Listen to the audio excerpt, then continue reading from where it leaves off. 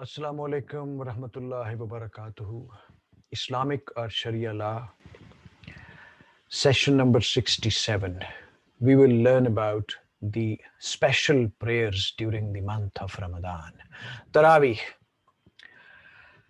Rabbi shrah li sadri wa yassir li amri wa hlul uqdatam min lisani yafqahu qawli. Alhamdulillah wassalatu wassalamu ala Rasulullah. Amma ba'd. A'udhu billahi minash shaitanir rajim. Bismillahir Rahmanir Rahim. The special prayers during the month of Ramadan, that is Taraweeh. Legality of the Taraweeh prayer. The special prayers during the month of Ramadan, which are known as Taraweeh, are sunnah for both men and women.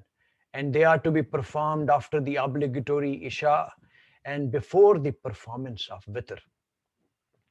They should be prayed in sets of 2 rakah each. It is allowed to pray them after Witr, though this is not the best thing to do. They may be performed until the end of the night. Abu Huraira reports that the Prophet ﷺ would encourage people to perform these special prayers during Ramadan without commanding them as obligatory. And he said, whoever prays during the night of Ramadan, Taraweeh, with a firm belief and hoping for reward, all of his previous sins would be forgiven. This is related by the group. Aisha says, the Prophet offered salah in the mosque and many people prayed with him. The next day he did the same and more people prayed with him. Then the people gathered on the third night, but Prophet did not come out to them. In the morning he said to them, surely I saw what you did and nothing prevented me from coming out to you. Save that I feared that the prayer would be made obligatory upon you, and that was during Ramadan. This is related by the group except for at-Tirmizi. The number of rakah at Taraweeh. Aisha reported that Prophet ﷺ would not pray more than 11 rakahs during Ramadan or otherwise. This is related by the group. Ibn Khuzaimah and Ibn Hibban have recorded in their Sahihs on the authority of Jabir that Prophet prayed 8 rakat and the witr prayer with the companions. And then the next day the people waited for him, but he did not come out to them. Abu Yala and At-Tabarani record with the Hassan chain from Jabir that Ubay ibn Ka'b came to the Prophet ﷺ and said, O Messenger of Allah, I have done something last night, that is, during the Ramadan. The Prophet said, and what was that, O Ubay? He said, the woman in my house said, we don't recite Quran well or much, so can we pray behind you? I prayed 8 rakats and the witr prayer with them. The Messenger of Allah ﷺ was pleased with that and did not say anything. This is the sunnah that has been related from the Messenger of Allah, and nothing besides that is authentic. It is also true that during the time of Umar, Usman, and Ali, the people prayed 20 rakat. And this is the opinion of the majority of the jurists of the Hanafi and Hanbali schools as well, that of Dawood. At-Tirmizi says most of the people of knowledge follow that has been related from Umar and Ali and other companions of the Prophet. That is, that they prayed 20 rakahs. And this is the opinion of Al-Thawri, Ibn al-Mubarak, and Ash-Shafi. And so I found the people of Makkah praying 20 rakat. Some of the scholars are of the opinion that Sunnah is 11 rakat, including Witr. And it is also preferred to pray the remainder of 20 rakah. Al-Kamal ibn Hammam says the evidence indicates that the sunnah of 20 rakah is that of Prophet ﷺ himself did. And then he stopped out of fear that it would become something obligatory for his followers. Therefore, the rest of the rakat are only preferred. It is, however, confirmed that he only prayed 11 rakat, including the witr, as is stated in the two Sahihs.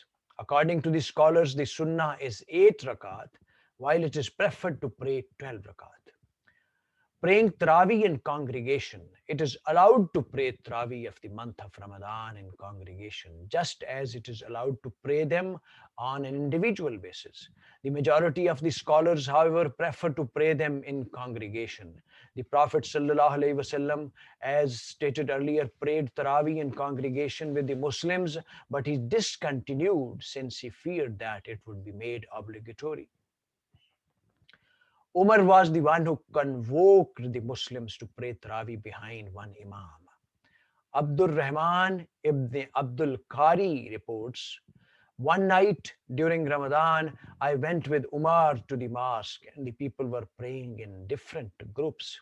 Some were praying by themselves and others were praying in small groups. Umar said, I think it would be better if I gather them under one Imam.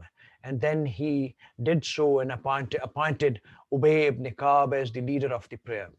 And then I went out with him on another night, and all the people were praying behind one Imam. And Umar said, what a good innovation, bidah this is, but it is better to sleep and delay it until the later portion of the night. The people, however, prayed it at the beginning of the night. This is related by Al-Bukhari, Ibn Khuzaimah, Al-Bahaqi, and others. The recitation of Quran in Taraweeh. There is no particular sunnah regarding the recitation during Salat al-Taraweeh.